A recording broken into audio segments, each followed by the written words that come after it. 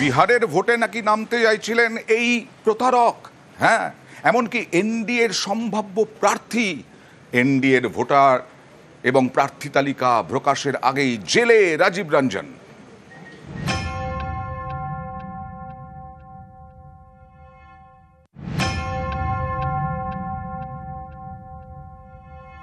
मैं अपनी ओर से अपने बिहार प्रदेश के सभी वासियों का अभिनंदन करता हूं और साथ साथ विजयादशमी की शुभकामनाएं प्रेषित करता हूं। और इसी बीच में जब हम लोग चुनाव के मैदान में होंगे तो छठी मैया का भी आशीर्वाद रहेगा।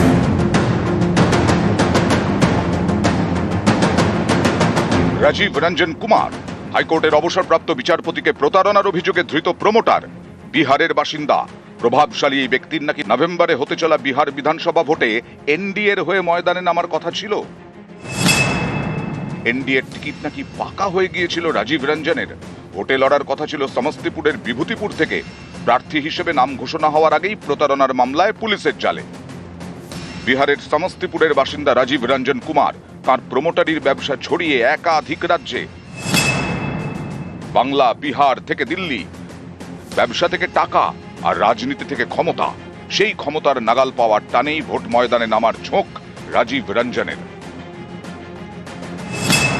2020-তে সমস্তিপুর থেকে শিবসেনার টিকিটে ভোটে লড়ার চেষ্টা করেন, কিন্তু বিহারে শিবসেনার রাজনৈতিক অস্তিত্ব না থাকায় নির্দল হিসেবে ভোটে দাঁড়ান।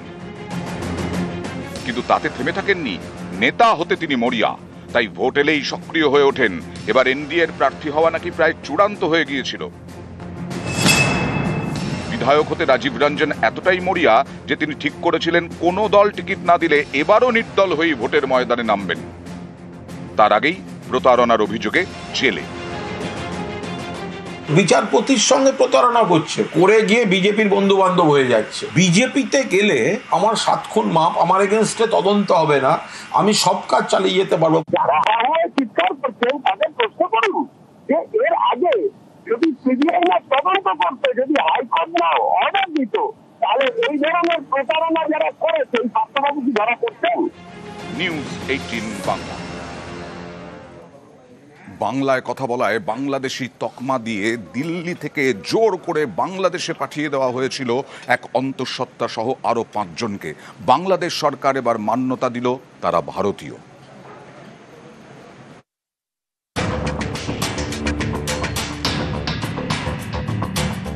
বাংলার বাইরে বারবার হেনস্থার শিকার হতে হয়েছে রাজ্যের পরিযায়ী শ্রমিকদের।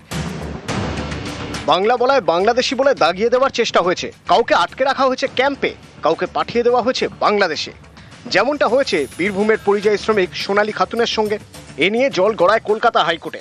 গত 26শে সেপ্টেম্বর কেন্দ্রীয় সরকারকে আদালত নির্দেশ দেয় বীরভূমের বাসিন্দা পরিযায়ী শ্রমিক অন্তঃসত্ত্বা সোনালী খাতুন সহ 6 জনকে ভারতে ফেরাতে হবে।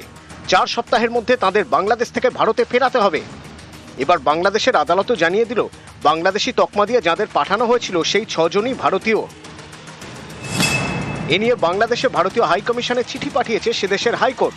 তাতে বলা হয়েছে 6 জন ভারতীয়কে অনুপ্রবেশকারী হিসেবে গ্রেপ্তার করা হয়েছে, তাদের দেশে ফেরানোর ব্যবস্থা করুক ভারত সরকার। সোনালী খাতুনরা এবার কবে বাড়ি ফেরেন সেই অপেক্ষায় তার পরিবার। এই 8 মাসের গর্ভবতী আছে, ওকে ওর জিম্মেদারিটা নিবে কে? ওর দায়িত্বটা কে নিবে? ও যে অমনি আছে, বাংলাদেশের পুলিশে বলছে কি এদিকে ভারতীয়রা, দিল্লির পুলিশ কি করে ছেড়ে এলো ওদেরকে? বিনা যাঁচ পড়তাল করে ওদেরকে রেখে চলে এলো। এখন যে গর্ভবতী, ওর কষ্টটা কে যে বলবে? কলকাতা হাইকোর্ট থেকে যুগান্তকারী রায় দিয়েছিল যে সেন্ট্রাল গভর্নমেন্ট যেন 4 সপ্তাহের মধ্যে যেন তাদেরকে ফিরিয়ে আনার ব্যবস্থা করেন। অলরেডি তো 2 সপ্তাহ হয়ে গেছে, 2 সপ্তাহের মধ্যে আনতে বাধ্য। বাংলাদেশ কোর্ট থেকে উপরে বলে দিয়েছে ইন্ডিয়ান হাইকমিশনকে যারা ভারতীয়দের নিয়ে ব্যবস্থা করা হোক। বীরভূমের পাইকরের বাসিন্দা সোনালী খাতুন দিল্লির রোহিণীতে পরিযায়ী শ্রমিকের কাজ করতেন। যখন বাংলাদেশি সন্দেহে পুলিশ তাকে আটক করে তখন সোনালী অন্তঃসত্ত্বা। অভিযোগ, বাংলায় কথা বলায় গত 24শে জুন সোনালী সহ বীরভূমের 6 জনকে আটক করে দিল্লি পুলিশ। 26শে জুন অসম সীমান্ত দিয়ে তাদের বাংলাদেশে পাঠানো হয়। সোনালীদের ঘরে ফেরাতে আগেই কেন্দ্রকে সময় বেঁধে দিয়েছিল কলকাতা হাইকোর্ট। এবার 6 জনকে দেশে ফেরাতে বলে ভারতীয় হাইকমিশনকে চিঠি দিল বাংলাদেশের হাইকোর্ট। বীরভূম থেকে অক্ষয় ধীবর, নিউজ 18 বাংলা। কখনো বাংলাদেশি তকমা দিয়ে জোর করে বাংলাদেশে পাঠানো, কখনো এ রাজ্যের মানুষকেই এনআরসি নোটিশ অসমে যেমন ধুবুলিয়ার সোনাডাঙ্গায় দুজন সঞ্জু শেখ আরশাদ শেখ, এই দুজনকে এনআরসি নোটিশ পাঠানো হলো। এনআরসি নোটিশ পেয়ে অবাক। 1 মাসের জন্য অসমে গিয়েছিলেন 15 বছর আগে, 1 মাসের মধ্যে ফিরেও এসেছিলেন, তারপরেও এনআরসি নোটিশ কেন, এই নিয়েই উঠছে প্রশ্ন। এ মাসের 3 তারিখে আমার কাছে একটা কাগজ আসে আসাম থেকে। হ্যাঁ, সেটা পুরোটাই আসামি ভাষায় লেখা রয়েছে। এখানকার প্রতিনিধিদের দেখায়, তারা এটা বলল যে এটা এনআরসির কাগজ। এটা পুরোটাই ভুলভাবে এসেছে। আমার এখানে আমাদের এখানে সব ডকুমেন্টস, আমার বাপ দাদা 14 পুরুষ সবাই এখানেই বসবাস, এখানেই থাকি।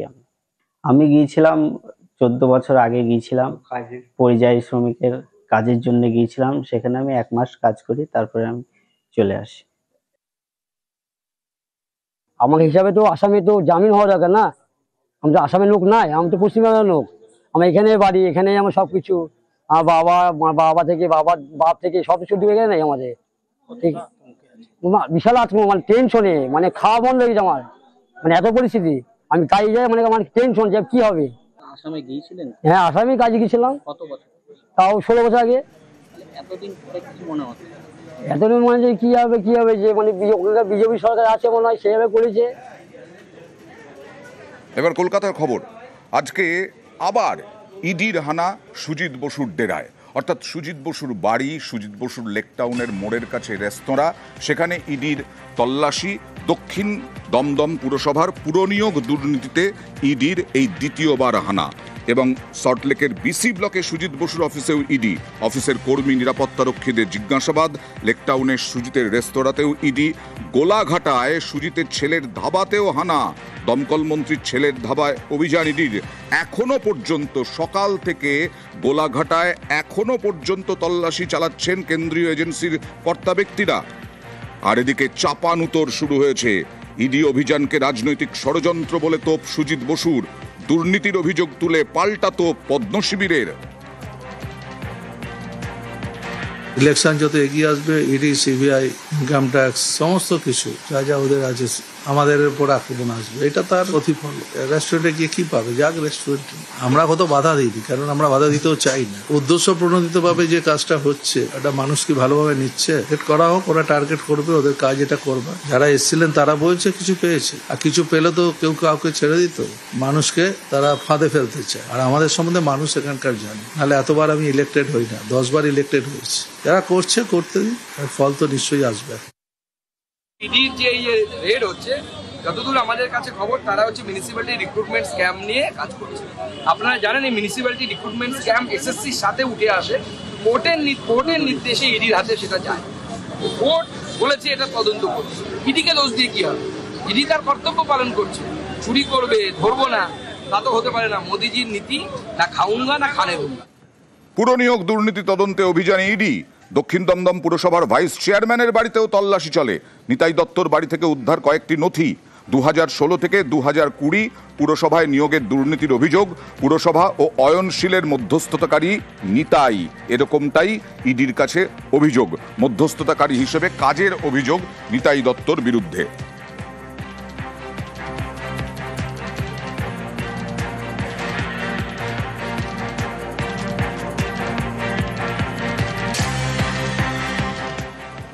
আর এই নিয়েও ইডির হানা নিয়ে আবার তরজা। এজেন্সি আসলে পরেই বোঝা যায় ভোট আসছে, তৃণমূলের বক্তব্য। আর তার পাল্টা শুভেন্দু অধিকারী। আবহাওয়াটা আবহাওয়া অফিস বলে, আর ভোট আসছে কিনা সেটা সেন্ট্রাল এজেন্সির গতিবিধি বলে। হঠাৎ ঘুম থেকে উঠে কয়েকটা তৃণমূলকে কিভাবে কালিমালিপ্ত করা যায়, ইলেকশন কমিশন থেকে নানা ধরনের বিজেপিকে কিভাবে সাহায্য করা যায় সেই ধরনের কাজকর্ম। তারপর দিল্লি থেকে দেখবেন অনেক নেতা মন্ত্রী সব ডেইলি প্যাসেঞ্জারি শুরু করে দেবে। ভোট আসছে, রাজনৈতিক প্রচারের হাতিয়ার হিসেবে সিবিআই ইডিকে ব্যবহার করে কিছু নেগেটিভ খবর করানো, এগুলো সব বিজেপির রাজনৈতিক ভোট স্ট্র্যাটেজির মধ্যে পড়ে। এগুলো বাড়ির 2 জন শালিকাকে চাকরি দিয়েছে সুজিত বোস কামারহাটি মিউনিসিপ্যালিটিতে। বাপ বাপকেও ছাড়ে না। এর সঙ্গে ভোটের কোনো সম্পর্ক নেই, যারা করছে তারা বলতে পারবে। শিক্ষক শিক্ষাকর্মীর মতো মিউনিসিপ্যালিটির চাকরি, ফায়ার ব্রিগেডের চাকরি সব বিক্রি করেছে, সবাই জানে, দুনিয়ার সবাই জানে, A to Z সবাই জানে। আর শুভেন্দুর টার্গেটে ফিরহাদ হাকিম, রথীন ঘোষ পুরনিয়োগে এরা জড়িত বলে অভিযোগ এবং দাবি বিরোধী দলনেতা শুভেন্দু অধিকারীর। পাল্টা তোপ শুভেন্দু অধিকারীকে কুণাল ঘোষের। 17টা মিউনিসিপ্যালিটির chairman, vice chairman, chairman in council, executive officer, finance officer আর ফিরহাদ হাকিমের নেতৃত্বে এন্টার র্যাকেট এর সঙ্গে যুক্ত। রথীন ঘোষ মন্ত্রী হিসেবে নয়, মধ্যমগ্রামের চেয়ারম্যান হিসেবে। সুজিত বোস সাউথ দমদমের চেয়ারম্যান হিসেবে। বিজেপিতে যারা গিয়েছেন তাদের অনেকের বিরুদ্ধেই তো সিবিআই সংক্রান্ত অভিযোগ আছে। সিবিআই তাদের বাড়িতে যায় না, তাদের এগেনস্টে তদন্ত হয় না। চাপের কাছে নথি স্বীকার না করে তৃণমূলের থেকে মাথা উঁচু করে লড়াই করলে তাদের কাছে সিবিআই আর ইডি যায়। এই কথাগুলো শুভেন্দু অধিকারীরা বলার আগে আয়নায় একবার নিজেদের মুখটা দেখে নেবেন। সিবিআই আর ইডি তো বিজেপিরই। শুভেন্দু বাবু তো বিজেপিতে গেছেন বলে ওনাকে আর এগুলো ফেস করতে হচ্ছে না। যার যার বিরুদ্ধে অভিযোগ, যা তথ্য প্রমাণ আছে সেগুলো উনি একটা অ্যাপয়েন্টমেন্ট নিয়ে সিবিআই অফিসে গিয়ে দিয়ে আসুন, ইডি অফিসে গিয়ে দিয়ে আসুন।